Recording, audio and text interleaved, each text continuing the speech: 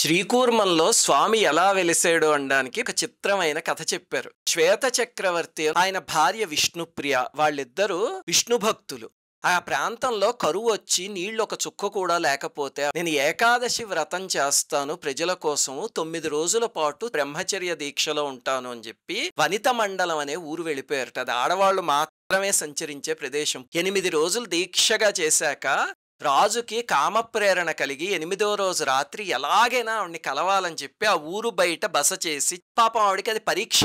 స్వామి నువ్వే అనుగ్రహించాలి అని వేడుకుంటే వాళ్ళిద్దరూ ఉన్న ప్రదేశాల మధ్యలో ఒక వెదురు పొద నుంచి పెద్ద నీటి ధార వస్తే ఆ రాజుకి భయం వేసి గురువు దగ్గరికి పరిగెట్టారు. గురువు కూర్మ మంత్రాన్ని ఉపదేశిస్తే ఆ మంత్రంతో తపస్సు చేస్తే స్వామి అక్కడ ప్రత్యక్షమయ్యాడు. ఆవిడ అనుకున్న నీళ్లు కూడా రాజ్యానికి దక్కే. ఇప్పటికి కూడా మీరు గూగుల్ మ్యాప్ కి వెళ్లి చూస్తే కనుక ఈ వనిత మండలానికి రాజున్న ప్రదేశానికి మధ్యలో ఒక నది ప్రవహిస్తూ ఉంటుంది.